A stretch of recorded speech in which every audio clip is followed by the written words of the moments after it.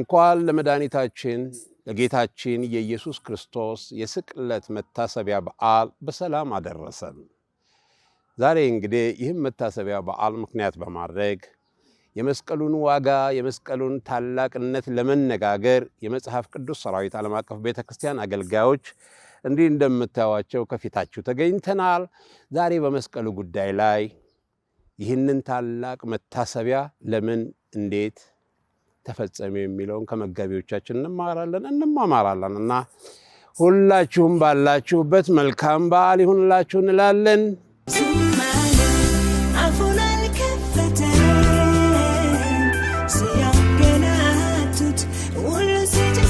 እንግዲህ ዛሬ ይህን ታላቅ የመታሰቢያ በዓል ምክንያት በማድረግ የመጽሐፍ ቅዱስ ሰራዊት ዓለም አቀፍ ቤተክርስቲያን አገልጋዮች በዚህ ተገኝተናል።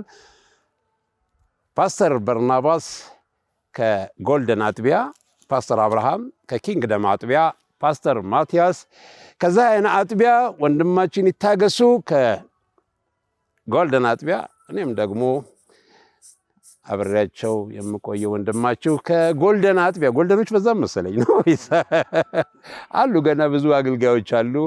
ከሁሉም ጋር ያለንን ጊዜ በጣም በድንቅ እናሳልፋለን። መስቀል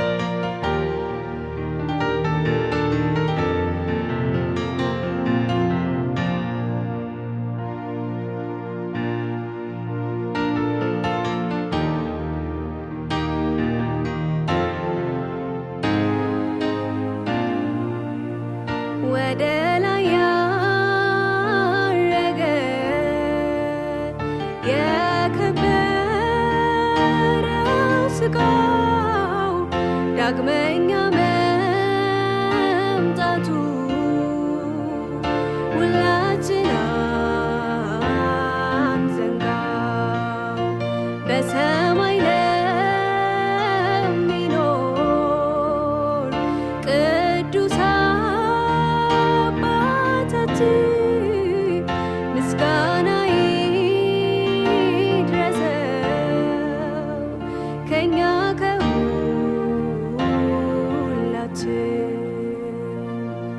እዩት ኢየሱስን መስቀሉ ማማሩ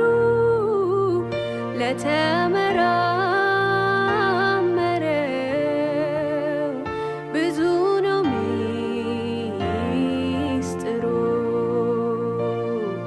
እዩት ኢየሱስን መስቀሉ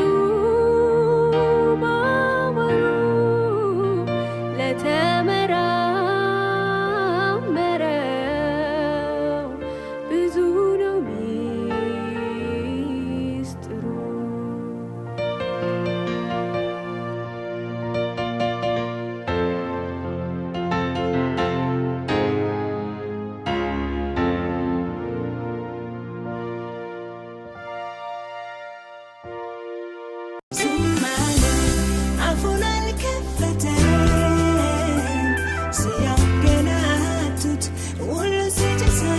ዋነኛ ጉዳያችን የስቅለቱ ጉዳይ ነው። ማዕከላዊ ሀሳባችን ግን መስቀሉ ስለሆነ መስቀል በሚለው ስለ መስቀሉ ብዙ እንነጋገራለን።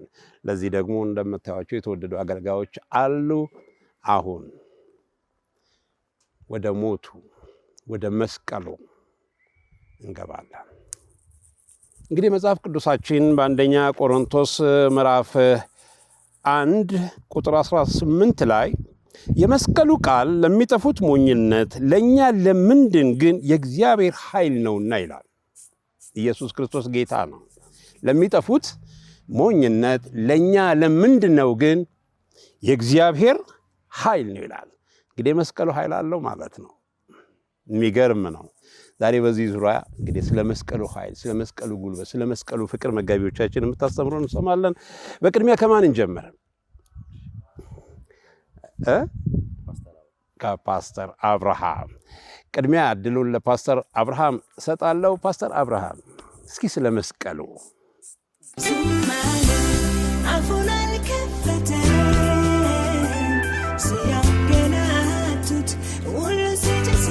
በድጋሚ እንኳን አደረሳችሁ።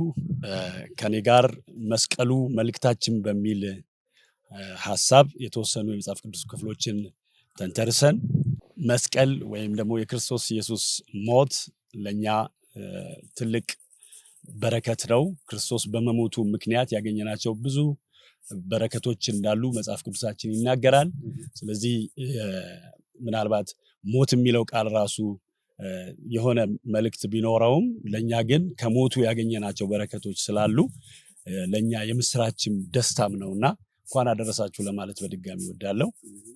እንደ እግዚአብሔር ቃል የሆኑ አንዳንድ ሐሳቦችን እንነጋገራለን። እንደ ሐሳብ ርዕስ አድርገን የወሰድነው ዛሬ ከኔ ጋር የምናየው መስቀሉ መልእክታችን የሚል ሐሳብ ነው። በአንደኛ ቆሮንቶስ 1 ከ18 እስከ 25 የመስቀሉ ቃል ለሚጠፉት ሞኝነት ለኛ ለምንድን ግን የእግዚአብሔር ኃይል ነው። እንዲህ ተብሎ ተጽፏልና የጥበበኞችን ጥበብ አጠፋለሁ፣ የአዋቂዎችንም ዕውቀት ከንቱ አደርጋለሁ። ጠቢብ የት አለ? ሊቅስ የት አለ? የዘመኑስ ፈላስፋ የት አለ? እግዚአብሔር የዓለምን ጥበብ ሞኝነት አላደረገምን? ከእግዚአብሔር ጥበብ የተነሳ ዓለም በገዛ ጥበቧ እግዚአብሔርን ማወቅ ስለተሳናት በስብከት ሞኝነት የሚያምኑትን ያድን ዘንድ የእግዚአብሔር በጎ ፈቃድ ሆኗል። መቼም አይሁድ ታምራዊ ምልክትን ይፈልጋሉ፣ የግሪክ ሰዎችም ጥበብን ይሻሉ። እኛ ግን የተሰቀለውን ክርስቶስን እንሰብካለን። ይህም ለአይሁድ መሰናክል ለአሕዛብ ደግሞ ሞኝነት ነው። እግዚአብሔር ለጠራቸው ግን አይሁድም ቢሆኑ ግሪኮች ክርስቶስ የእግዚአብሔር ኃይል የእግዚአብሔርም ጥበብ ነው። ምክንያቱም ከሰው ጥበብ ይልቅ የእግዚአብሔር ሞኝነት ይጠበባልና ከሰውም ብርታት ይልቅ የእግዚአብሔር ድካም ይበረታልና። በገላትያ 6:14 ላይ ደግሞ ነገር ግን ዓለም ለኔ ከተሰቀለበት እኔም ለዓለም ከተሰቀልኩበት ከጌታችን ከኢየሱስ ክርስቶስ መስቀል በቀር ሌላው ትምክህት ከኔ የራቀ ይሁን ይላል ጳውሎስ። ድጋሚ ጳውሎስ በሮሜ መልእክት ላይ የሚናገረው አንድ ቃል አለ። በወንጌል አላፍርምና አስቀድሞ ለአይሁዳዊ ደግሞም ለግሪክ ሰው የእግዚአብሔር ኃይል ለማዳን ነውና ብሎ ይናገራል። ሁላችንም እንደምናውቀው በወንጌላት ውስጥ ኢየሱስ ክርስቶስ በተደጋጋሚ ተላልፎ እንደሚሰጥና እንደ ወንጀለኛ ተቆጥሮ በስቅላት እንደሚያልፍ በተደጋጋሚ ወንጌላት ውስጥ ሲናገር እናየዋለን። እነዚህም ደቀ መዛሙርቶች ብዙ ጊዜ ይህንን ነገር አይሁንብህ እስኪሉ ድረስ ደርሰዋል። ለምሳሌ ጴጥሮስ ይህ አይሁንብህ ሲለው እንመለከታለን። ኢየሱስ ክርስቶስ ግን ከሰማያ ሰማያት የወረደው እና ሊፈጽም የለው ዓላማ በመስቀል በመሞት ብዙዎቻችንን ለማዳን ነው። ሁሉ ሰው እንዲድን የእግዚአብሔር በጎ ፈቃድ ሆኖ ነገር ግን ያመኑትን ያድን ዘንድ የእግዚአብሔር በጎ ፈቃድ ነው ይላል። ያመኑት የሚለውን ነገር ልናስብ ይገባል። ዛሬ እንግዲህ የተወሰኑ ሐሳቦችን ከነዚህ ክፍሎች አንፃር የተወሰኑ ጥቂት ሐሳቦችን ለመነጋገር እንሞክራለን። የመጀመሪያው መስቀሉ ለሚጠፉት ሞኝነት፣ ለኛ ለምናምን ግን የእግዚአብሔር ኃይል ነው ይላል። ለምን ሞኝነት መሰላቸው ብለን ስንመለከት እነሱ ይሄንን የመስቀል ቃል ወይም የመስቀል ትረካ ሲሰበክላቸው ሞኝነት የመሰላቸው ምክንያት በዛሬ ዘመን እንደኛ በ21ኛው ክፍለ ዘመን እንዳለነው ሰዎች አይደሉም። በወቅቱ ይሄ ስብከት ሲሰበክ ክርስቶስ ተሰቅሎ የሞተ በወንጀል የተቀጣ ሰው ነው። እንደኛ አሁን በሃይማኖት በተለያዩ ሃይማኖቶች ውስጥ ቦታ አግኝቶ እንደ ትልቅ ዋጋ ተሰጥቶት የሚነገር አልነበረም ያኔ። ምናልባት ለኛ ይቀለን ይሆናል። ለእነዚህ ለግሪክ ፈላስፎች ግን እና ለአይሁድ ምልክትን ለሚሹ ሰዎች ግን በጣም ሞኝነት ነበር በዛ ወቅት። ስለዚህ ሊድኑበት አልቻሉም። እንደውም ጠፉበት። ለሚጠፉት ብሎ መጽሐፍ ቅዱስ ይነግረናል ቅድም ባነበብነው ክፍል ላይ።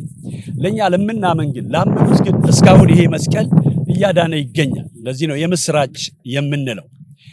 ከምንድነው የሚያድነው ብለን ስንመለከት የመጀመሪያው ከኃጢአት ኃይል ነው።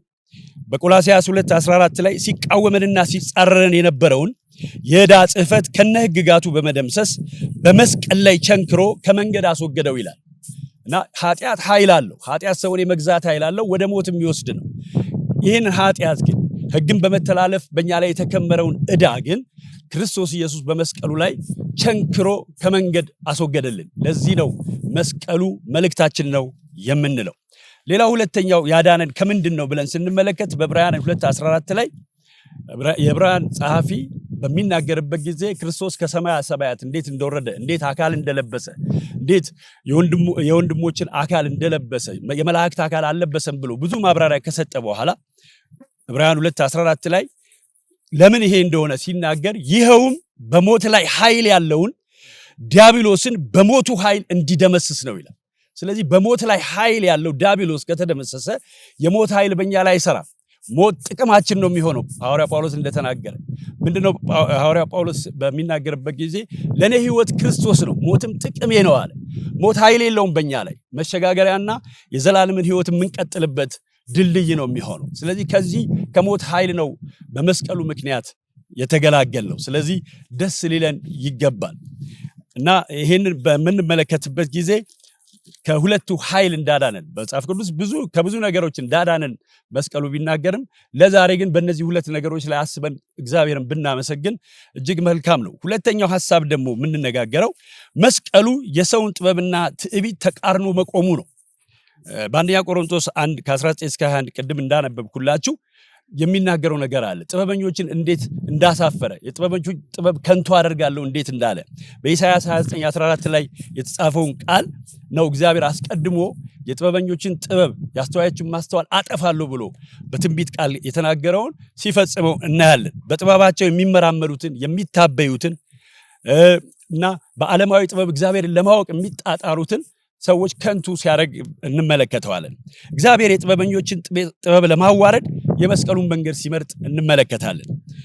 ዛሬ ለጆሮአችን ማራኪነት ያላቸው የሰው ጥበብ ንግግሮች የበዙበት ዘመን እንደሆነ እናውቃለን። የክርስቶስን መከራና ስቃይ ሰው ሲሰብክ ሰዎች እንደ ሞኝነት ሊቆጥሩ ይችላሉ። ክርስቶስ ስቃዩ፣ ሞቱ ይህን ያህል የሚያድን መስሎ የማይታያቸውም ዛሬም ቢሆን በዚህ በመጨረሻው ዘመን ሰዎች አሉ። ለዓይናችን ማራኪ የሆኑ ምልክቶች፣ ድንቆች እየተከናወኑ ያሉበት ጊዜ ኃይል የሚገለጥበት ጊዜ ነው። ነገር ግን አንድ በእንጨት ላይ የተንጠለጠለን ሰው ያድናል ብሎ መስበክ ምናልባት ሞኝነት ሊመስል ይችላል። ግን ዛሬ እንደ እግዚአብሔር ቃል ለምናምን የእግዚአብሔር ኃይል ነው ስለሚል ይህን ኃይል ልንቀበል የሚገባበት ጊዜ ነው። ሶስተኛው ሐሳብ ደግሞ እኛ የምንመካው በመስቀሉ ብቻ መሆኑን ነው የምንነጋገረው። በገላትያ 6:14 ላይ ጳውሎስ የተናገረው አንድ ቃል አለ። ዓለም ለእኔ ከተሰቀለበት እኔም ለዓለም ከተሰቀልኩበት ከክርስቶስ ኢየሱስ መስቀል በቀር ሌላ ትምክህት ከኔ ይራቅ ይላል እና ብዙ የምንመካባቸው ነገሮች ምንም የሚያስመኩ እንዳልሆኑ ሐዋርያው ጳውሎስ ይናገራል። በተለይ ለገላትያ ሰዎች በዛ ስፍራ ላይ ሙሉውን የገላትያ መልእክት ስንመለከት ብዙ የሚመኩባቸው ነገሮች ነበሩ። በተለይ ሕግን ከመጠበቅና ከማስጠበቅ አንጻር የተወሰኑ አማኞች ሆነው ተጨማሪ ሕግን ለመጠበቅ የሚጣጣሩበት ጊዜ ስለነበረ ከመስቀሉ በቀር ሌላ ትምክህት ከኔ ይራቅ ብሎ ሲነግራቸው እንመለከታለን። በመስቀሉ ስራ ላይ ብቻ ማተኮር እንዳለብን ሐዋርያ ጳውሎስ ሲናገር እንሰማለን እና ትምክህት ካስፈለገ ይላል ከክርስቶስ መስቀል በቀር ሌላ ትምክህት ከኔ ይራቅ ብሎ ሲናገር እናየዋለን። እንደውም ጠቅለል አድርጎ ምንድነው የሚለው?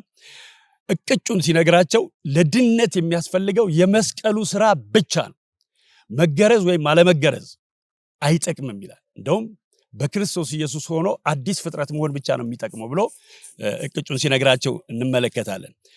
መጽሐፍ እንደሚናገር በአንደኛ ቆሮንቶስ 5:17 ላይ ማንም በክርስቶስ ቢሆን አዲስ ፍጥረት ነው ይላል። መገረዝ ወይ አለመገረዝ ወይም ደግሞ በእኛ ዘመን አሁን ይሄ ትልቅ ኢሹ ላይሆን ይችላል። ግን አንዳንድ ይሄን ብጠብቅ ይሄን ባደርግ እግዚአብሔር ይቀበለኛል ብለን የምናስበው ነገር በሙሉ አይጠቅምም። ማድረጋችን ሳይሆን የክርስቶስ መስቀል ብቻ ነው የሚያድነው፣ አዲስ ፍጥረት የሚያደርገው። ስለዚህ መስቀሉ መመኪያችንም ነው፣ መስቀሉ አዳኛችንም ነው። ይህንን ልብ ልንል ይገባል። የመጨረሻው ሐሳብ ቅድም እንዳነበብኩላችሁ በሮሜ 1:16 ላይ ሐዋርያው ጳውሎስ ወንጌል ኃይል እንደሆነ የሚያድን ኃይል እንደሆነ ሲናገር እናያለን። በተለይ በወንጌል አላፍርም ሲል እንመለከታለን። የወንጌል መልእክት አያሳፍርም። ለምን? እርቃኑን የተንጠለጠለው ኢየሱስ ክርስቶስ ስለኛ አላፈረም፣ በእኛ ምትክ ሲሞት አላፈረም። ስለዚህ በወንጌል ምንም የምናፍርበት መንገድ የለም። ወንጌል ኃይል ነው። ወንጌል የሚያድን ኃይል ነው። በየዘመናቱ የሚነሱ የክርስቶስ ተቃዋሚዎች ፈላስፎች፣ በዛ ዘመን እንደ ግሪክ ፈላስፎች ጥበብን የሚወዱ ምልክትን የሚከተሉ ስለ ክርስቶስ መስቀል እምብዛም ግድ የላቸው። ነገር ግን የእግዚአብሔር ቃል ሲናገር የሚያድን ኃይል ነው ይለናል። ስለዚህ ዛሬ ምንድነው ማድረግ ያለብን? ዛሬ ይህንን እየሰማችሁ ያላችሁ ሰዎች ትንሽ ጆሮአችሁን ሰጥታችሁ እንድትሰሙኝ ይፈልጋሉ። ዛሬ ይህን የመስቀሉን መልእክት የሰማችሁ ሁሉ ምንድነው ማድረግ ያለብን? በወንጌል ያላመናችሁ በወንጌሉ መኑ፣ ያመናችሁ ደግሞ ተጨማሪ ስርዓት ተጨማሪ ሕግ ለመጠበቅ አንጣጣር። ብዙ የክርስትና እምነት ተከታዮች እንዳላችሁ በሀገራችን እናውቃለን። መስቀሉን የምታምኑ ናችሁ። ነገር ግን ሌላ ተጨማሪ ነገሮችን ቀነስ አድርገን መስቀሉ ላይ ብቻ ትኩረት እንድናደርግ በጌታ ፍቅር አሳስባችኋለሁ። መስቀሉ መልእክታችን ነው፣ ትምክህታችን ነው።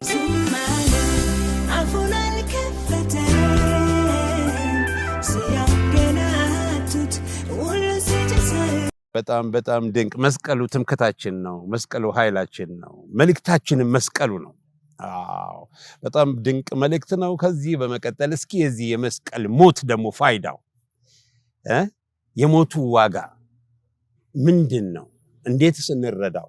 እንዴትስ እንቀበለው? የሚለውን ደግሞ ፓስተር በርኔ አንተ ታስተምረናለህ። እንቀጥል።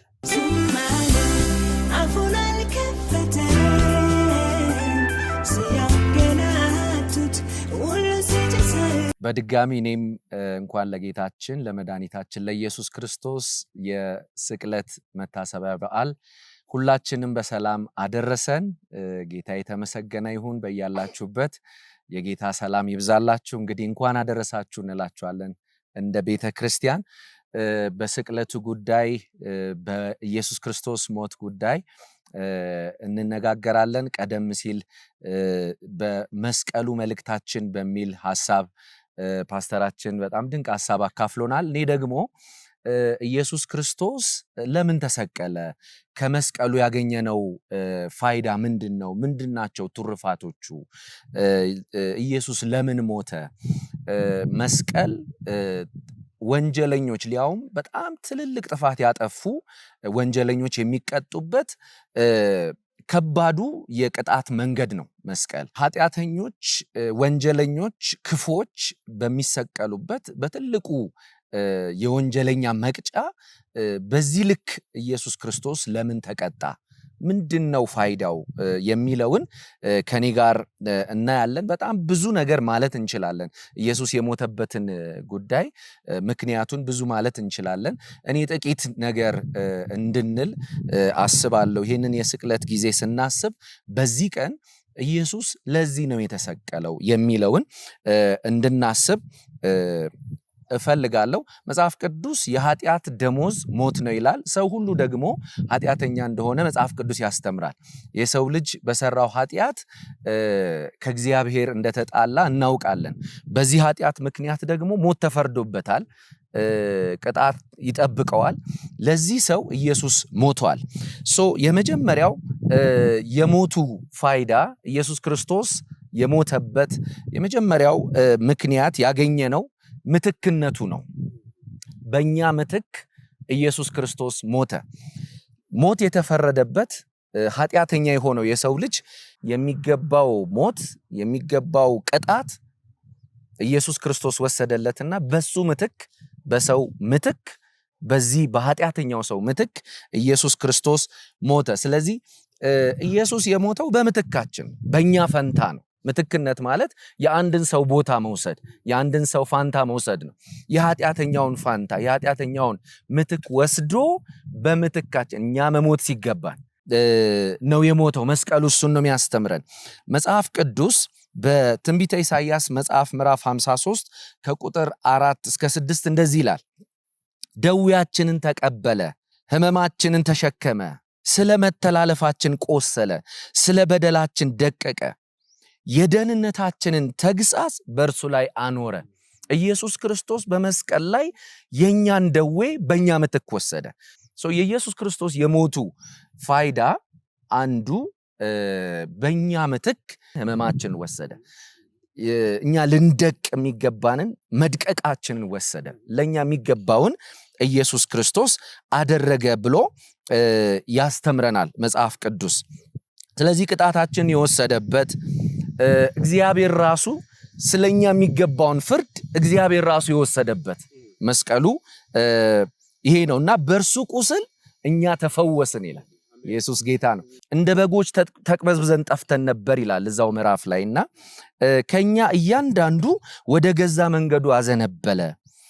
እግዚአብሔር የሁላችንም በደል በእርሱ ላይ አኖረ። የኛን እሱ ላይ አኖረ። የኛን እርሱ ወሰደ። ሞታችንን ሞተልን። እኛ በቆምንበት ቆመ። እኛ የሆነውን እሱ ሆነ። መጽሐፍ ቅዱስ ስለ መስቀሉ ሲያስተምረን በምትክነት በእኛ ፋንታ ኢየሱስ መስቀልን ስናስብ እኔ ነበርኩ እዚህ ቦታ መሆን የሚገባኝ፣ እኔ ነበርኩ እዚህ ይሄ ቀን ለእኔ የሚገባ ነበር፣ ግን ኢየሱስ በእኔ ምትክ ሞተ። ጌታ ይመስገን። በሌላ ስፍራ በሁለተኛ ቆሮንቶስ ምዕራፍ 5 ቁጥር 21 ላይ ሐዋርያው ቅዱስ ጳውሎስ እኛ በእርሱ ሆነን የእግዚአብሔር ጽድቅ እንሆን ዘንድ ኃጢአት ያላወቀውን እርሱን ስለኛ ኃጢአት አደረገው ይላል። ኢየሱስ ክርስቶስ ጻድቅ ነው፣ ኃጢአትን አያውቅም። ኃጢአት በሱ ዘንድ የለም፣ ኃጢአትንም አላደረገም። ግን እግዚአብሔር ምን አደረገ? በእርሱ ሆነን በክርስቶስ ሆነን የእግዚአብሔር ጽድቅ ኃጢአተኞች የሆነውን ኃጢአት የምናደርገውን የእግዚአብሔር ጽድቅ እንሆን ዘንድ በኃጢአት ፈንታ በኃጢአት ምትክ ጽድቅን እናገኝ ዘንድ እኛ በእርሱ ሆነን የእግዚአብሔር ጽድቅ እንሆን ዘንድ ኃጢአት ያላወቀውን እርሱን ስለኛ ኃጢአት አደረገው ይላል። ለዚህ በሞቱ ኃጢአታችን ተወግዷል።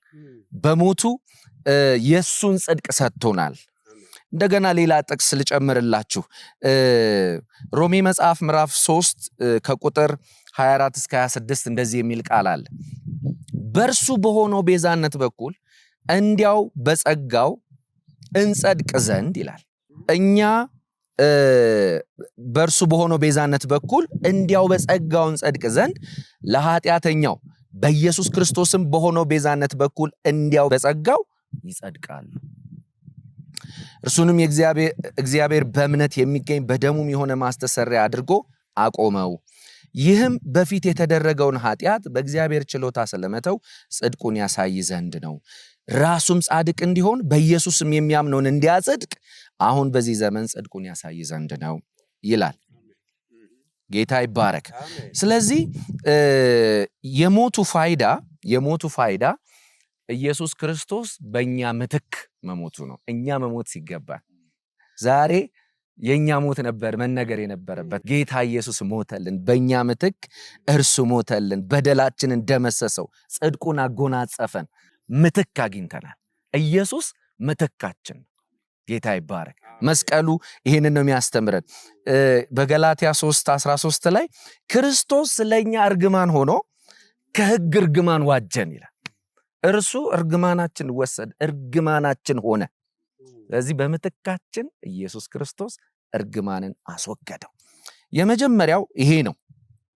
ጌታ ይባረክ። የሞቱ ፋይዳ ምትክ አግኝተናል። ኢየሱስ ምትካችን ነው። ሁለተኛው ቤዛነትን አግኝተናል።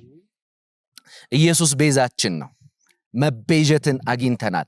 ቤዛነትን ስናይ የተያዘን የተወሰደን አንድን ነገር ዋጋ ከፍሎ ማስመለስ ማለት ነው።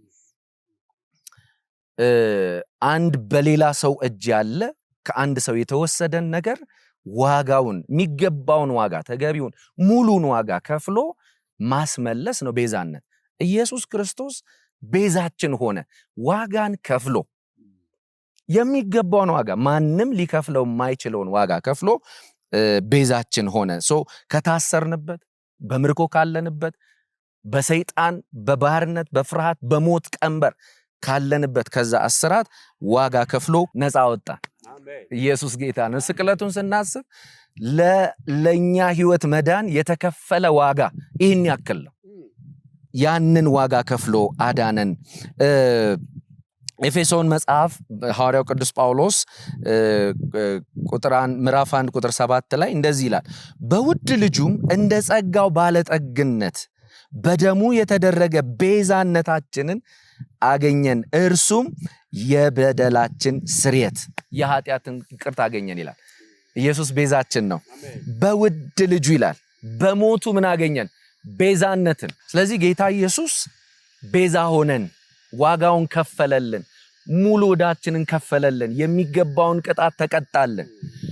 በዚህ ቀን ማሰብ ያለብን እኔ ከባርነት ነፃ እንድወጣ፣ እኔ ከቀንበር ነፃ እንድወጣ፣ ከሰይጣን ባርነት ነፃ እንድወጣ፣ ከሰይጣን ባለቤትነት ገዢያችን ነበር።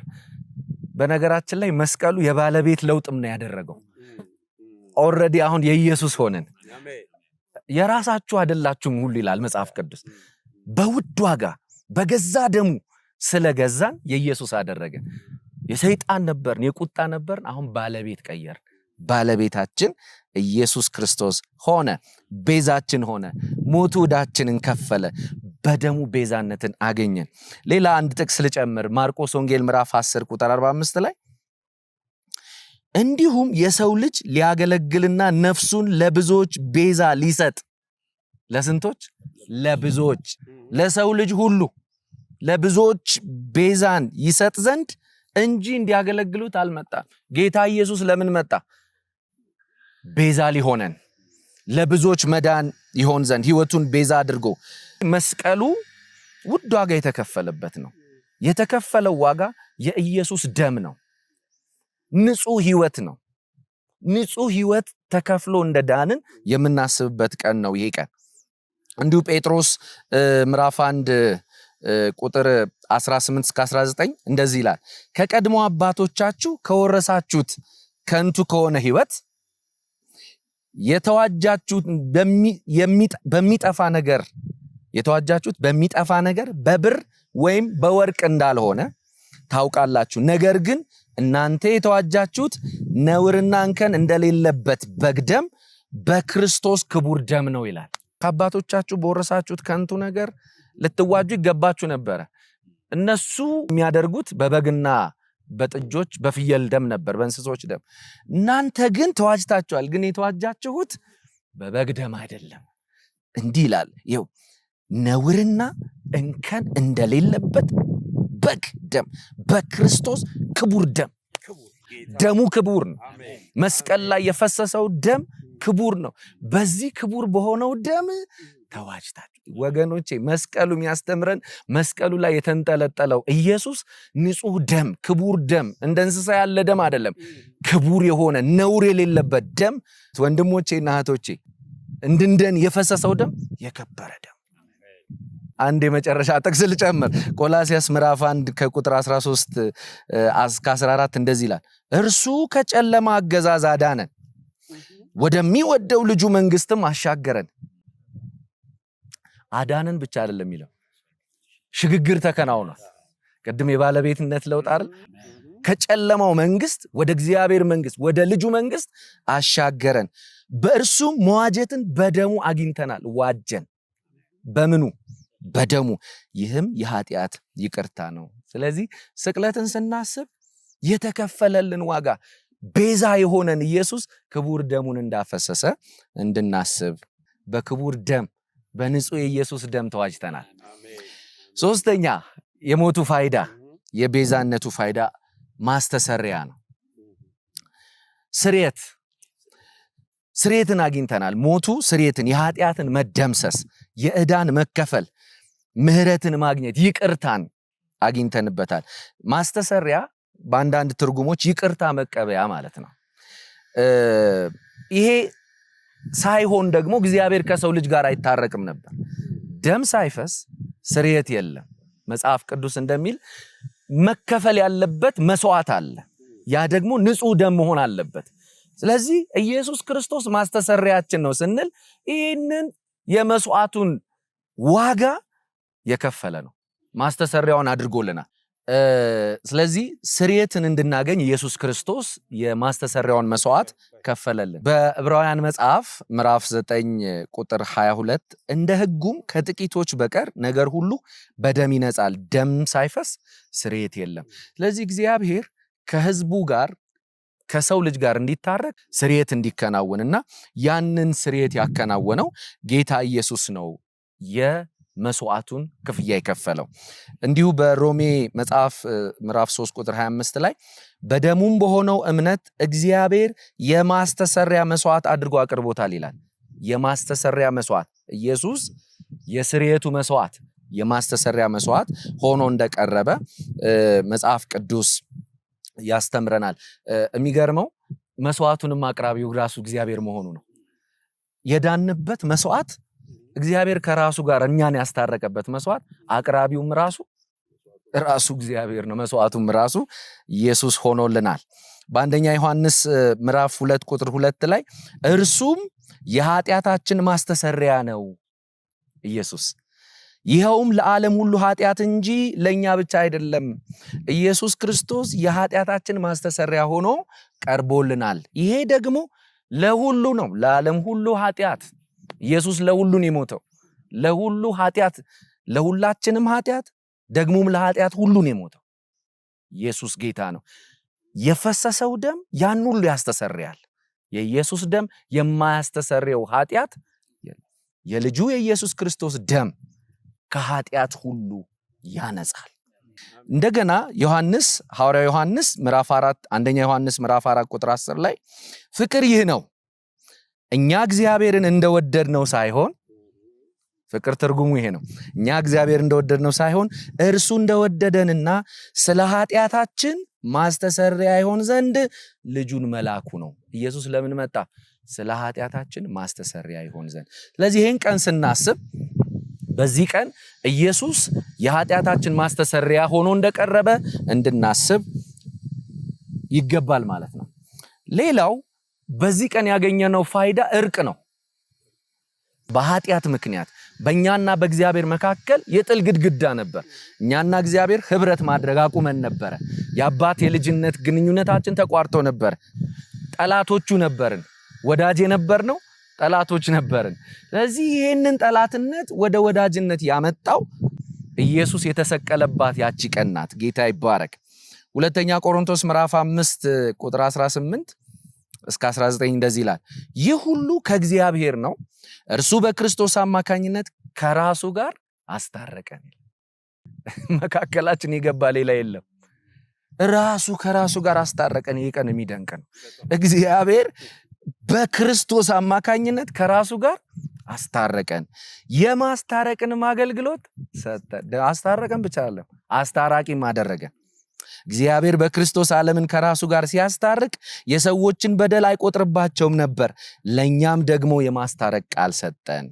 ስለዚህ እኛና እግዚአብሔር መካከል ያለው የጥል ግድግዳ የፈረሰበት፣ አሜን፣ ወዳጅነታችን፣ ግንኙነታችን የታደሰበት፣ አባታችን የሆነበት፣ ልጁ የሆንበት፣ እርቅ ያከናወንበት፣ ለዚህም ደግሞ ራሱ ከራሱ ጋር እንዳስታረቀን መጽሐፍ ቅዱስ ይናገራል።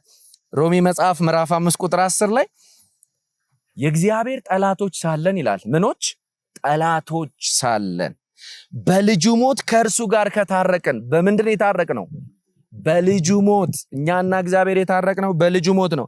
እርቅን ካገኘን በኋላ በሕይወቱማ መዳናችን እንዴት የላቀ አይሆንም? ሃሌሉያ! በሞቱ ከታረቅን በሕይወቱማ እንዴት የላቀ መዳን አይሆንልን? ኢየሱስ ጌታ ነው። ከእግዚአብሔር ታርቀናል። አንድ የመጨረሻ ጥቅስ ልጨምር። ኤፌሶን ምዕራፍ 2 ቁጥር 13 በዚህ ርዕስ ላይ ማለት ነው። አሁን ግን እናንተ ቀድሞ ርቃችሁ የነበራችሁ፣ ምን የነበራችሁ? ርቀን ነበርን ማለት ነው። በክርስቶስ ኢየሱስ ሆናችሁ በክርስቶስ ደም አማካኝነት ቀርባችኋል። ሃሌሉያ! ኃጢአት አርቆን ነበር። ኃጢአት ከእግዚአብሔር አርቆን ነበር። ርቀን ነበር። ቅድም ጠላቶች ነበርን ይላል። አሁን ደግሞ ርቃችሁ ነበር ይላል። ርቃችሁ የነበራችሁ በክርስቶስ ቀርባችኋል፣ በደሙ አማካኝነት። መስቀል ወይም የስቅለቱ ስራ ወደ ክርስቶስ ወደ አብ ያቀረበን ነው። ሌላው መስቀሉ ወይም ስቅለቱ ጽድቅን ያገኘንበት፣ የጸደቅንበት፣ ጀስቲፊኬሽንን ያገኘንበት፣ በእግዚአብሔር ፊት ያለ ኩነኔ ያለምንም መከሰስ ሙሉ ሆነን እንድንቀርብ ይህንን ፖዚሽን፣ ይህንን ስፍራ የሰጠን ነው። ኃጢአተኞች የነበርነውን ቅድም ጸደቅን ብለናል።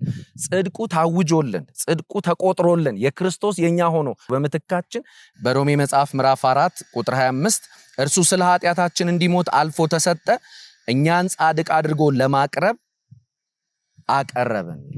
ኢየሱስ ክርስቶስ ስለ ኃጢአታችን አልፎ ተሰጠ፣ ጻድቃን ደግሞ አደረገን። ክርስቶስን በማመን ጻድቃን ሆነናል። ይሄ ቀን ጽድቅን ያገኘንበት ቀን። ሃሌሉያ! ገላትያ መጽሐፍ ምዕራፍ 2 ቁጥር 16ም እንደዚህ ይላል፣ ሰው በኢየሱስ ክርስቶስ በማመን እንጂ ሕግን በመጠበቅ እንደማይጸድቅ እናውቃለን። ስለዚህ በክርስቶስ ይሄ በሞተልን በተሰቀለልን በስቅለቱ በሞቱ ላይ በዚህ ቀን እንድናስብ የሚያስፈልገው በመሞቱ ጸድቀናል። አንዱ ትሩፋት ይሄ ነው። የመጨረሻው እንግዲህ ስቅለቱ ሞቱ ድልን ደግሞ ሰጥቶናል። በኃይላት ላይ፣ በስልጣናት ላይ፣ በሰይጣን ላይ።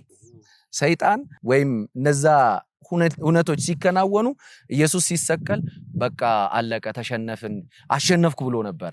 ግን ተሸንፏል። ሰይጣን የተሸወደበት ትልቁ ቀን ኢየሱስን የሰቀለ ቀን ነው። ጌታ የተባረከ ይሁን።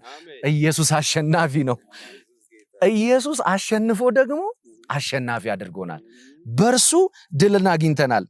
ቅድም ፓስተራችን ጠቅሶታል፣ ደግሜ ልጥቀሰው። ቆላስያስ መጽሐፍ ምዕራፍ 2 ከቁጥር 14 እስከ 15 እንደዚህ ይላል፣ ሲቃወመንና ሲጻረረን የነበረውን የዕዳ ጽሕፈት፣ ዕዳ ነበረብን፣ ያንን የዕዳ ጽሕፈት ከነ ሕግጋቱ በመደምሰስ ይላል በመስቀል ላይ ቸንክሮ ጠርቆ ከመንገድ አስወገደው። የአለቆችና የባለስልጣናትን ማዕረግ በመግፈፍ በመስቀሉ ድል ነስቶ በአደባባይ ያዞራቸው እንዲታዩ አደረገ ይላል። ኢየሱስ ጌታ ነው።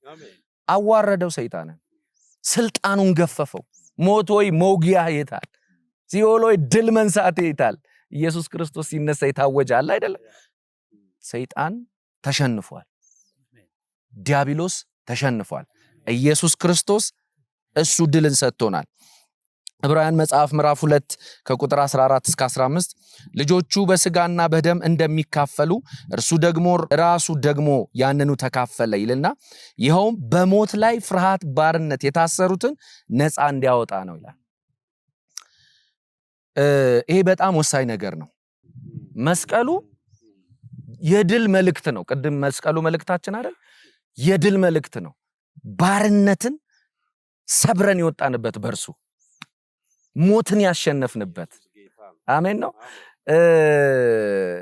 ኃይላት ስልጣናት ሁሉ የተገፈፉበት ነው። ስለዚህ ቅድም እንዳልኩት የመስቀሉ ፋይዳ አንደኛ ምትክነት ያገኘንበት፣ ሁለተኛ ቤዛ የሆነበት ኢየሱስ ስርየትን ያገኘንበት፣ አራተኛ እርቅን ያገኘንበት፣ አምስተኛ ጽድቅን ያገኘንበት፣ እንዲሁ ደግሞ ድልን ያገኘንበት ቀን ነው። እንኳን አደረሳችሁ። ኢየሱስ ጌታ አፉናል ከፈተ ሲያገናቱት ሁሉ ሲተሰለ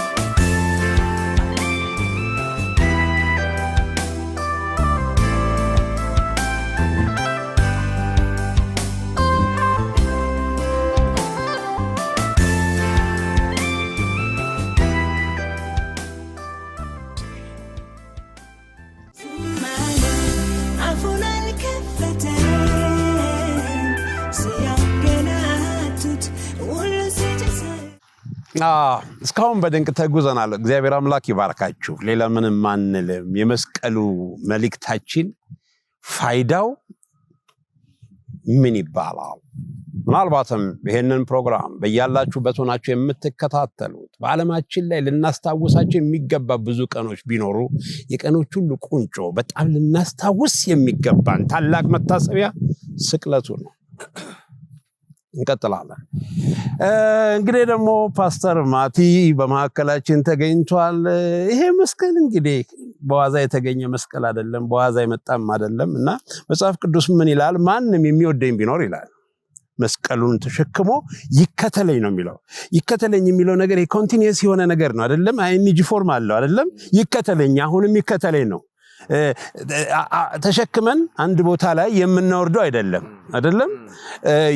ዛሬ የሚከተለኝ ነገ የሚከተለኝ በህይወት እስካለን ድረስ መስቀል ተሸክመን የመከተል ኃላፊነት አለብን እና ፓስተር ማቴ ምንድነው መስቀሉን ተሸክሞ የመከተል የመስቀሉ ቫልዩ? ከኛ ምን ይጠበቃል? ከመመን ከኛ ምን ይጠበቃል? እስኪ ስለ መስቀሉ ደግሞ ፓስተር ማቲ የምትለንን እንማር።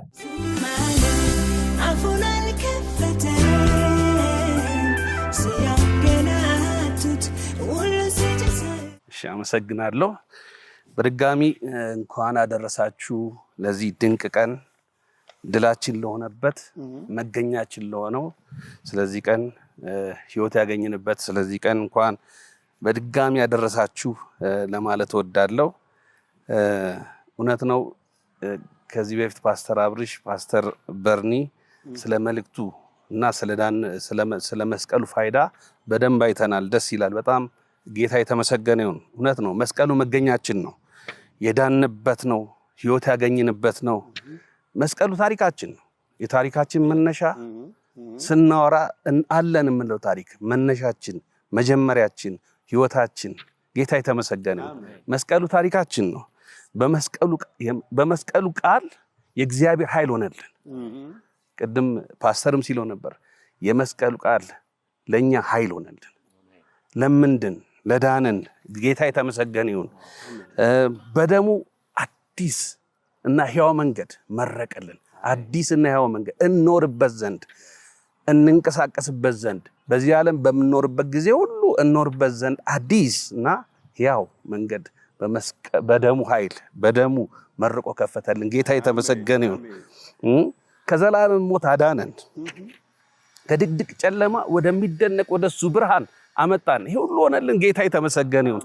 ወደሱ ብርሃን፣ ወደሱ ጽድቅ፣ ማንነቱን ወደምናይበት ጌታ ይመስገን ወደዛ አመጣን።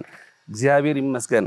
ይሄ ብቻ ሳይሆን የተደረገልን ይሄ ሁሉ እንዳለ ሆኖ ፋይዳው እንዳለ ሆኖ ይሄ ብቻ ሳይሆን መስቀሉ ደግሞ ኑሯችን ህይወታችን ነው። ዕለት ዕለት ተሸክመነው የምንሄድ ነውና የድል መንገዳችን ነው። የድል ህይወታችን ነው እና የድል ህይወት ስለ ድል ህይወት ስናወራ የድል ህይወት መሰረቱ ድል አድራጊውን ወይ ደግሞ በተለይ በመጽሐፍ ቅዱስ ኮንቴክስት ስንወስደው ድል አድራጊውን መከተል፣ የድል አድራጊውን አካሄድ የፉት ስቴፑን ተከትሎ መሄድ ነው እና የድል አድራጊ ህይወት እንዴት ነው መከተል ያለብን? እርሱን መከተል እሱ በተነተነልን መልክ ነው። እሱ በነገረ መከተል ማለት ይሄ ነው። እኔ ስትከተሉ እንደዚህ ነው፣ በዓለም መልክ ነው። የሱ ትርጓሜ ነው የሚሰራው፣ የድል አድራጊው ትርጓሜ ነው። ስለዚህ ዛሬ የምናየው እሱን ነው። ጌታ ይመስገን። እንዴት ተረጎመ? መከተልን እንዴት ተረጎመልን? እግዚአብሔር የተመሰገነ ይሁን። ማቴዎስ ወንጌል ምዕራፍ 16 ከቁጥር 24 እስከ 27 ያለውን እናያለን። እንዲህ ይላል። ከዚያ ኢየሱስ ደቀ መዛሙርቱን እንዲህ አላቸው፣ ሊከተለኝ የሚወድ መሻቱ ያለው ማለት ነው። ሊከተለኝ የሚወድ 1 ራሱን ይካድ፣ 2 መስቀሉን ተሸክሞ ይከተለኝ፣ 3ኛ ነፍሱን ሊያድን የሚፈልግ ሁሉ ያጠፋታል፣ ነገር ግን ነፍሱን ስለኔ የሚያጠፋት ያድናታል። ሰው ዓለምን ሁሉ ቢያተርፍ ነፍሱን ግን ቢያጣ ምን ይጠቅመዋል?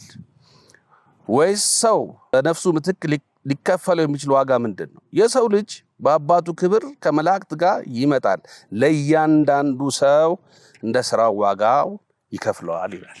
ጌታ የተመሰገነ ይሁን።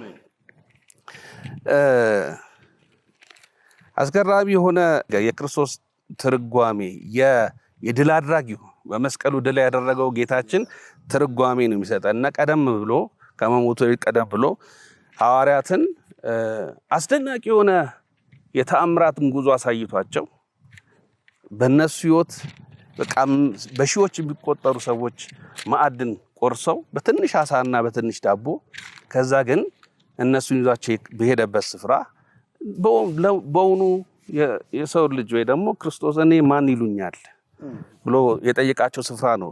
ወደ ፊልጶስ ቂሳሪያ ወስዷቸው የጠየቃቸው ለብቻቸው ያናገራቸው ስፍራ ነው እና ሁሉም መላምት ሰጡ። ጴጥሮስ ግን አንተ መሲህ ነህ አለው።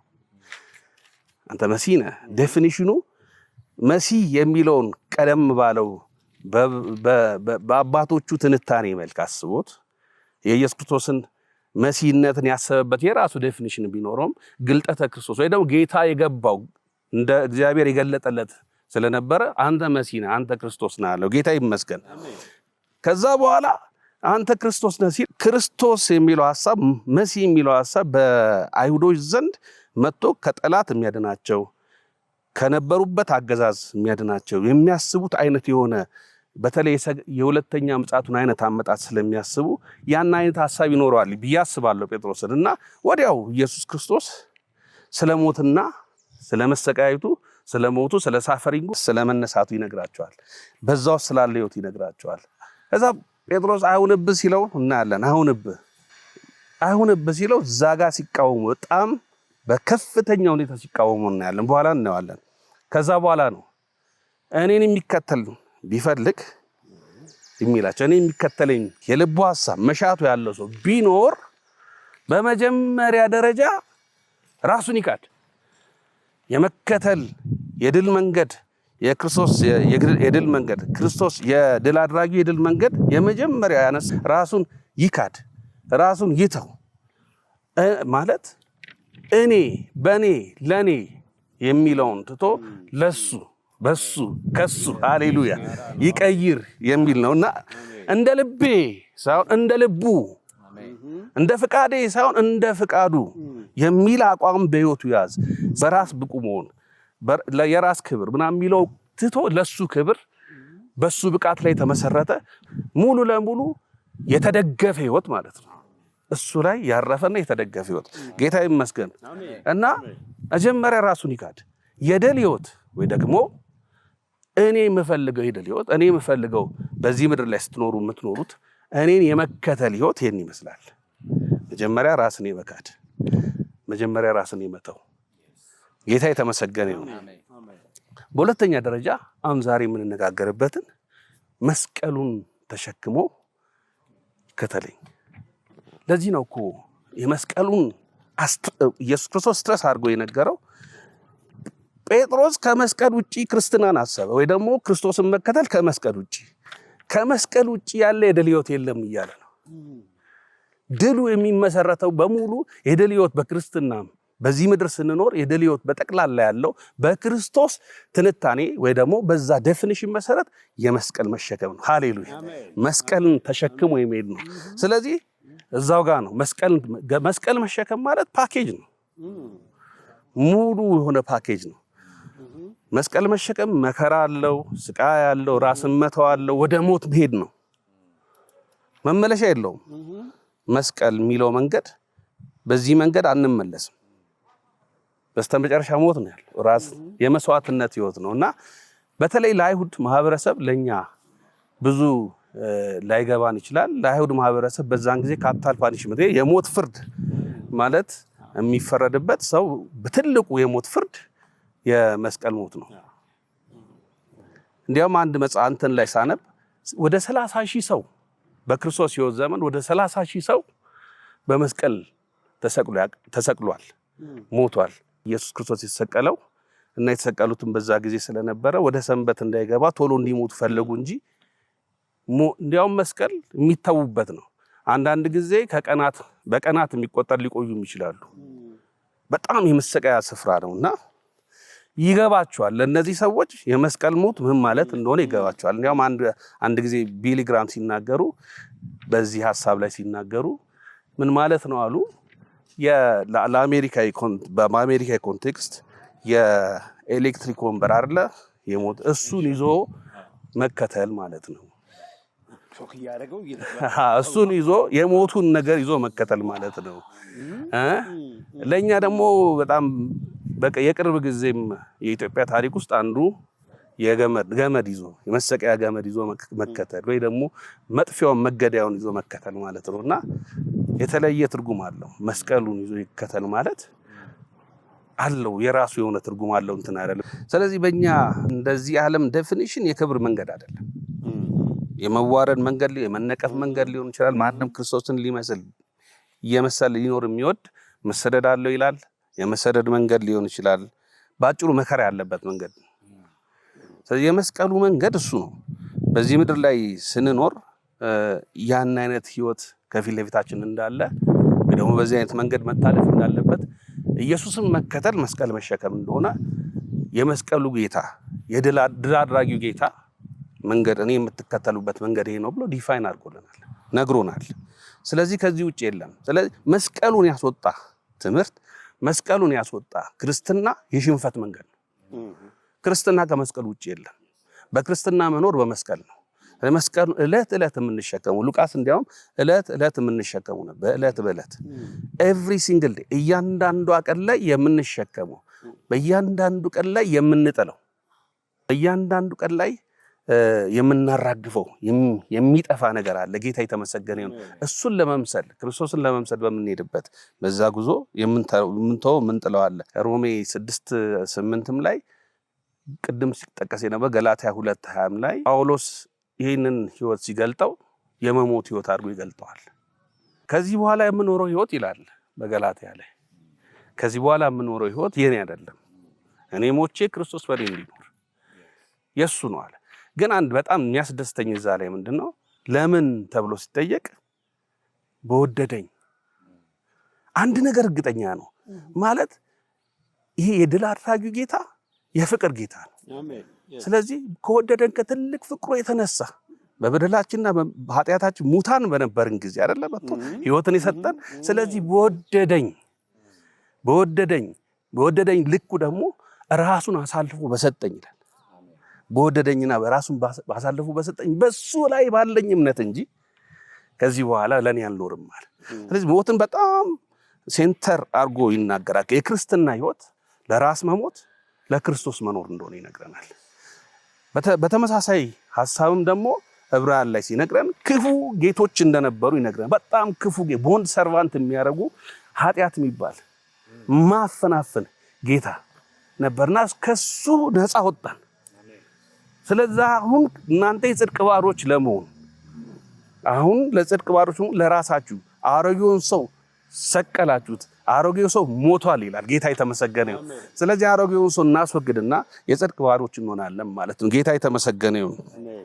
ሮሜ 6:8 ላይ በተለይ ከሮሜ 1 እስከ 14 ላይ 14 ጊዜ ስለሞት ይናገራል። መሞት ዋና ሐሳቡ ነው። ክርስቶስን የመምሰል ህይወት የመሞት ህይወት ነው። እሱን ደግሞ ያን በሱ ውስጥ መጠመቅ ወይ ደግሞ እሱን ከሱ ሞት ጋር የተመሳሰለ ሞትን ከሱ ጋር መነሳትን የሚናገር የድል ህይወት ነው። ሞት ለክርስቲያን ለራስ መሞት የድል ህይወት ነው። መስቀል መሸከም ለራስ መሞት ማለት ነው። መስቀሉን መሸከም ራስን መካድ ማለት ነው እና ከክርስቶስ ጋር ከሞትን ከእርሱ ጋር እንደምንኖር ደግሞ እናምናለን ይላል። ለዘላለም ህይወት አለን። ጌታ የተመሰገነ ይሁን።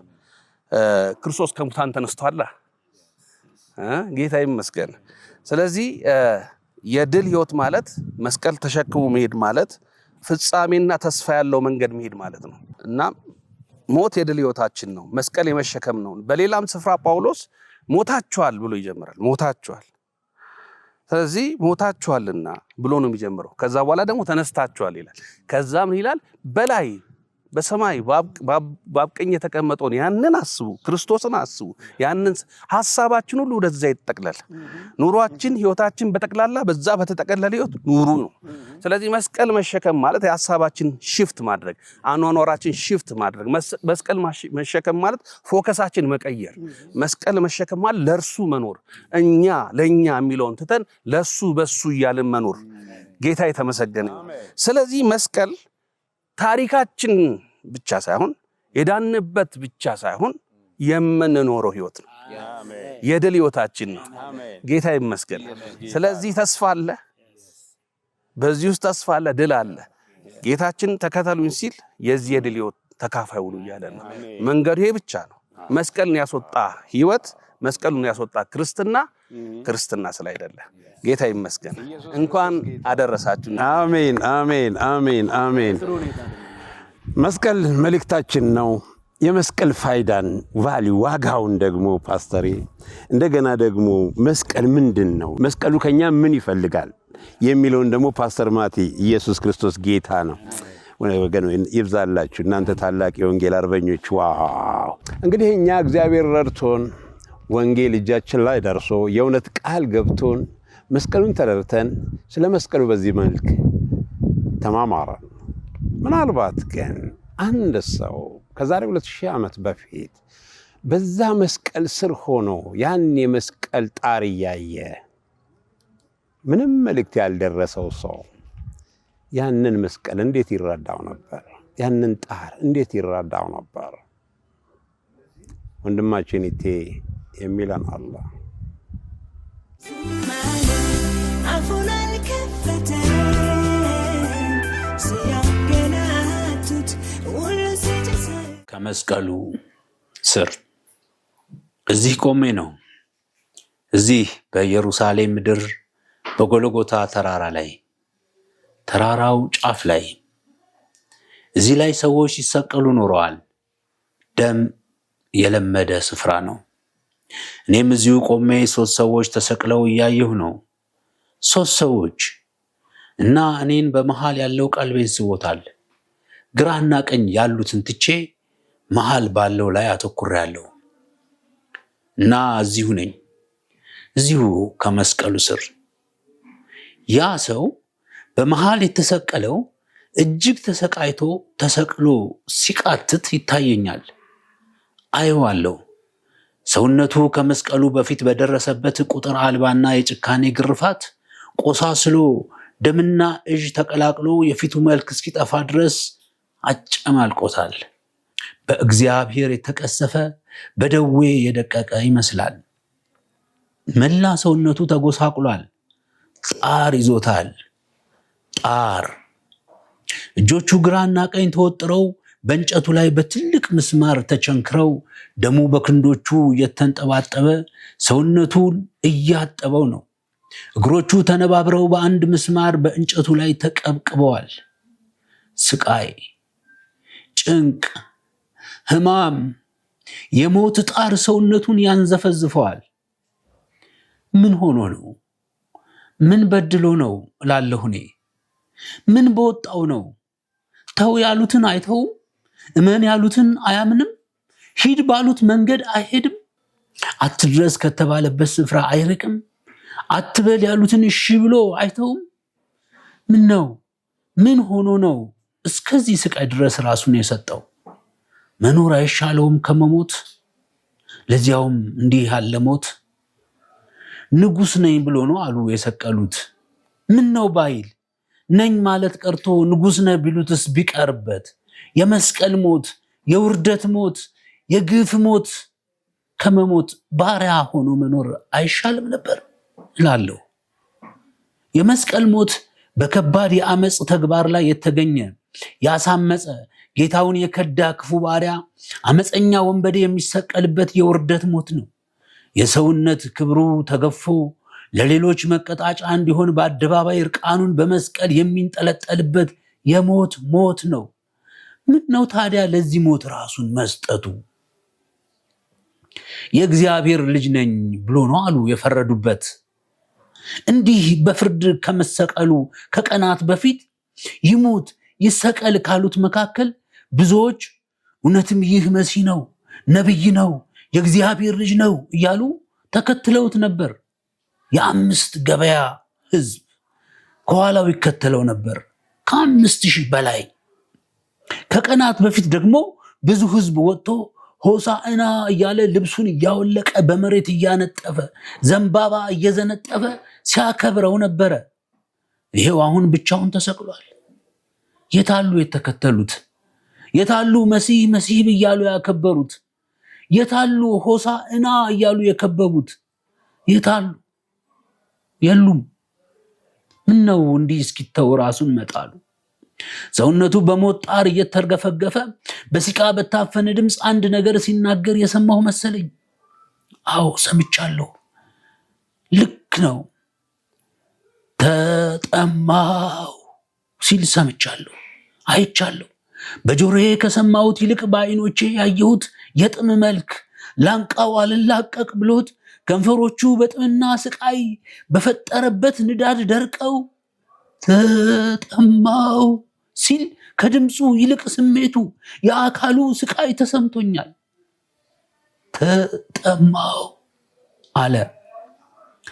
እኔ የሕይወት ውሃ ምንጭ ነኝ እያለ ሲያስተምር ነበረ። ከእኔ የሚጠጣ ለዘላለም አይጠማም ብሏል። እና ምን ነው ታዲያ እሱ ጠብታ ውሃ አጥቶ እስኪጠማ ራሱን ለእንዲህ ያለ ስቃይ መጣሉ? ምን ነው? ምኑ ነው እንዲህ እስኪሆን ያስጨነቀው? መራራ ሐሞት በሰፍነግ ሲሰጡት አያለሁ። ጥሙ ግድ ብሎት ነው እንጂ የሰፍነጉና የሐሞቱ ሽታ እኮ አፍንጫ ይተነፍጋል። አልጠጣውም። ከመራራው ሐሞት ይልቅ ጥሙን የመረጠ ይመስላል። ምን ነው ቢሞት እላለሁ። ምን ነው በጣር ከሚሰቃይ ነፍሱ ተለይታው ቢገላገላለሁ። አይኖቹን እፈልጋለሁ። በአይኖቹ ውስጥ ስቃይ፣ መተው፣ መረሳት፣ ያለመትረፍ ሐዘን፣ እርዳታ የማጣት ታዳጊ የማጣት ድንጋጤ። እኔ ደግሞ የሆነ የሚታደገው ከመስቀል አውርዶ የሚያድነው ሰው ቢደርስለት ብዬ እመኛለሁ። እሱ ግን ነፍሱን ወዶ እንደሰጠ ራሱንም ለማዳን ሲሞክር ወይም የሚያድነው እንዲደርስለት ሲማጸን አላየው። ግዳጁን እንደሚወጣ ሁሉ በፈቃዱ እየሞተ እንደሆነ ይሰማኛል። እሱ በየጎዳናው እየዞረ ከፊቱ የቀረቡትን በልዩ ልዩ ደዌ የተያዙትን ሁሉ በለምጽ የተመቱትን በአልጋ ቁራኛ በደዌ ዳኛ ተይዘው የሚቃትቱትን በጋኔን ስራት ተይዘው መስማት መናገር ማየት የተሳናቸውን ሁሉ ሳይቀር ሲፈውስ ነው የከረመው። አረ ከሞት ያስነሳቸውም ሁሉ ነበሩ። አይናቸው የበራ ከብዙ ዓመታት የአልጋ ቁራኛነት የተፈቱ ያዳናቸው ብዙ ነበሩ። ብዙ እንዲሁም ያዳናቸውና ያዳነላቸው ሁሉ ተገርመው ሁሉን ደህና አድርጓል ብለው ሲያደንቁት ነበረ። ምን ነው ታዲያ እሱን የሚያድነው ጠፋ? ማዳን ቀርቶ በመስቀሉ ስር ሆኖ ዋይ ዋይ የሚልለት ጠፋ። እኔን ብሎ ደረት የሚመታለት ጠፋ። ምን ነው እንዲህ ብቻውን ተተወ? ምን ነው እንዲህ ተጨነቀ? እናት አባት የለው ይሆን እላለሁ። እሱማ አባቴ ከሰማይ ነው ሲል ነው የሰነበተው። እኔ ወልድ ልጁ፣ እሱ አብ አባቴ፣ እኔን ያየ አብን አይቷል እያለ ሲመሰክር፣ በአባቴ ቤት ስፍራ አዘጋጅላችኋለሁ እያለ ሲሰብክ ነው የከረመው። ታዲያ አባቱ ሁሉን ቻይ ሁሉን ፈጣሪ ሆኖ ምን ነው እሱን ለማዳን ችላ አለ? የሌለውን ወደ መኖር ያመጣ አይደለም ወይ? የሰማይና የምድር ፈጣሪ አይደለም ወይ?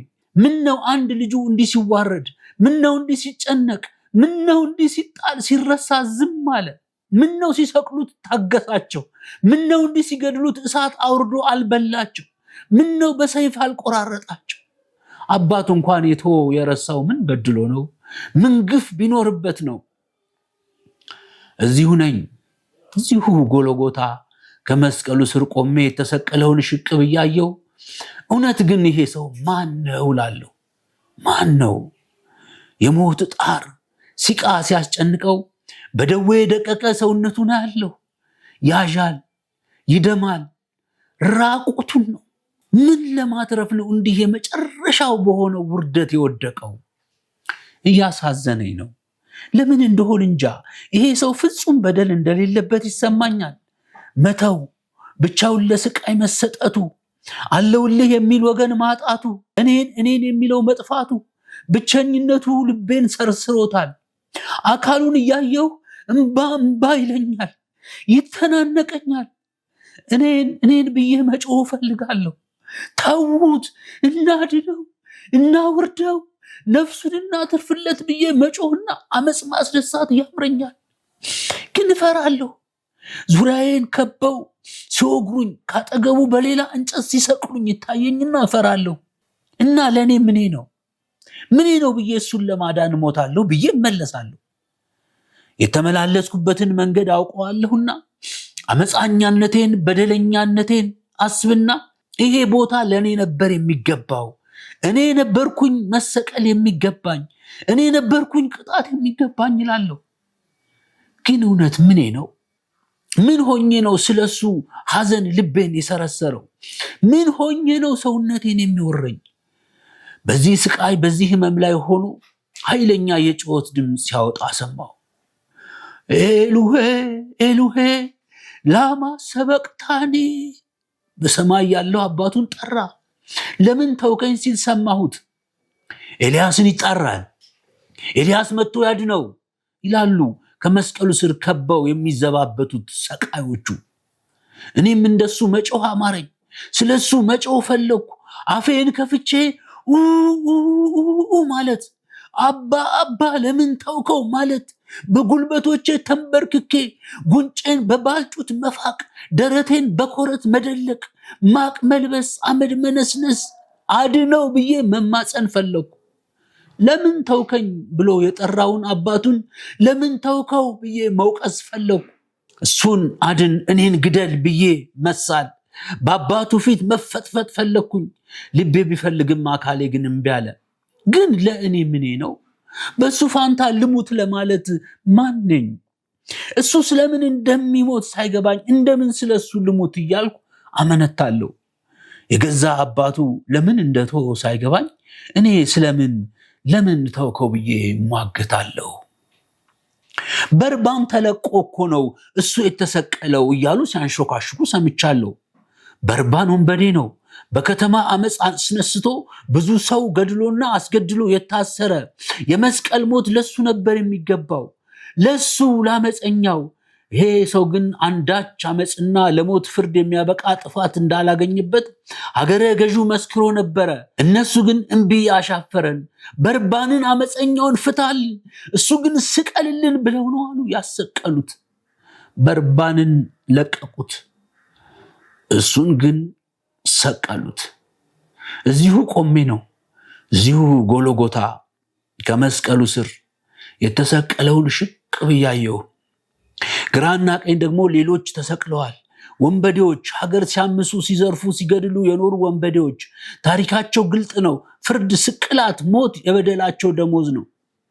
በግራ የተሰቀለው እስቲ የእውነት ጌታ ነኝ ካል ከዚህ አድነን፣ ራስህንም አድን እያለ ይሳለቃል፣ ይራገማል። የወንበዴ ልቡ አልሞተም፣ እየሞተም በሰው ሞት ይሳለቃል። በቀኝ ያለው ደግሞ መሬት ሆኖ ያመለጠውን የንስሐ ጥምቀት በመስቀል ላይ እየተጠመቀ ይመስላል። ጓደኛውን ይገስጻል፣ ተው እንደዚህ አትበል። በመሃል የተሰቀለውን ደግሞ ይማጸናል። ጌታ ሆይ እባክህ በመንግስትህ አስበኝ። በመንግስትህ ማለት መንግስት አለው ይሄ ሰው። አሁን ሲሞት ያልመጣ መንግስት፣ ሲገረፍ ሲጎተት ሲተፋበት ሲዋረድ ሲሰቀል ያልደረሰ ያልታደገው፣ ሰራዊቱን ልኮ ያላዳነው፣ ጥብቅና ያልቆመለት መንግስት። እውነት እልሃለሁ ዛሬ በገነት ከኔ ጋር ነህ። እየሞተ በሞት ጣር ተይዞ እያጣጣረ የሚቆምበት መንግስት እንዴት ያለ ነው? የሚያወሩት ሁሉ ግራ ይገባኛል። ይሄ ሰው ምነው እንቆቅልሽ ሆነብኝ? ምነው እሱን የማወቅ ጉጉት ልቤን ሰቀዛት? ሰቃዮቹ ከበላዩ አንድ ጽፈት ሲለጥፉ አየሁ። የአይሁድ ንጉስ ይላል። እንዴት ንጉሳቸውን ሰቀሉት? ንጉስ እንዲህ ነው እንዴ? እንዲህ ነው እንዴ የሚከበረው? እንዲህ ነው የሚነግሰው? በመግደል በመስቀል እርቃኑን በእንጨት ላይ በማንጠልጠል ነው የሚያነግሱት። እዚሁ ሆኜ እዚሁ ጎልጎታ ከመስቀሉ ስር ቆሜ የተሰቀለውን አሻቅቤ ያየሁ። ድንገት ምድርን የጨለማ ዋጣት። ገና በኩለ ቀን በጠራራ ፀሐይ ጨለመ። ሰዎች ሲተራመሱ ያለው ወዲህ ወዲያ ይሮጣሉ። አንዳንዶች ከወደ ቤተ መቅደሱ እየመጡ የቤተ መቅደሱ መጋረጃ ተቀደደ፣ ለሁለት ተከፈለ ይላሉ። ሌሎች ደግሞ ሙታን ከመቃብር ተነስተው በአደባባይ ታዩ፣ ጉድ ነው ጉድ ነው ጉድ ነው ይላሉ። ምን እየተከናወነ ነው ዛሬ? እኔ ግራ እንደገባኝ በመስቀሉ ስር ቆሜያለሁ። ይሄ ሰው ማን ነው? ለምን ሞተ? ለምን ራሱን እስከ መስቀል ሞት አሳልፎ ጣለ? ብዙ የመዳን መንገድ እያለው የራሱ መንግስት እያለው የአይሁድ ንጉሥ እየተባለ ብዙዎችን እያዳነ ሙታንን ከሞት እያስነሳ ነፋሳትን ማዕበሎችን በቃሉ የማዘዝ ስልጣን እያለው ምን ነው ራሱን እንዲህ አሳልፎ ሰጠ? ምን ነው? አባት ሆይ የሚያደርጉትን አያውቅምና ይቅር በላቸው ብሎ ሲማፀን ሰምቸው የባሰ ልቤን አራደው። ይሄ እንዴት ያለ ፍቅርና እንዴት ያለ ትህትና ነው! ሰው ሊሞት እያጣጣረ አድኑኝ ብሎ ይጮሃል እንጂ እንዴት ለሚገድሉት ይቅርታን ይማጸናል? የዚህ ሰው መንገድ ንጹህ ነው። የሱ ፍቅር ንጹህ ነው። ምን ነው በተከተልኩት? ምን ነው ከእግሩ ስር ተቀምጬ ከአንደበቱ በተማርኩኝ? ምን ነው ደቀ መዝሙሩ ሆኜ ባገለገልኩት? ምን ነው ባገኘሁት? ምን ነው እጅግ የሞት ጣር በሚተናነቀው ድምፅ ተፈጸመ ሲል ሰማሁት። ወዲያውም ራሱን ለሞት አሳልፎ ሰጠ። አንድ የመቶ አለቃ ከመስቀሉ ስር ቆሞ ራሱን አዘንብሎ ነፍሱን የሰጠውን የተሰቀለውን እኔ እንደማየው ሽቅብ እያየ ይህ በእውነት የእግዚአብሔር ልጅ ነበር ሲል ሰማሁት። የእግዚአብሔር ልጅ እዚህ መስቀል ላይ ምን ያደርጋል እላለሁ። እኔ ደግሞ የሚያስረዳኝ የለም። ነፍሴ ግን እሱን በመውደድ ለሱ በማዘን ተጨንቃለች። ሊቀብሩ ሲያወርዱት የተቦጫጨቀው አካሉ ከእንጨቱ ጋር ተጣብቆ ነበረ። እንዴት ባለ ስቃይ እንዳለፈ አየሁ። እሞታለሁ፣ በሶስተኛውም ቀን ከሞት እነሳለሁ እያለ ሲናገር ነበር። እንዳለው ይነሳ ይሆን እያሉ ሲያንሹካሹኩ ሰማሁ። እና ይነሳል ማለት ነው። እና ከሞት ይነሳል እና ሞቱ አይቀርም እና በመቃብር አይቀርም። ሶስተኛው ቀን ናፈቀኝ። የመቶ አለቃው የተናገረው ነገር ልቤን መታው። የእግዚአብሔር ልጅ በቀኝ የተሰቀለ ወንበዴ ትዝ አለኝ። በመንግስትህ አስበኝ።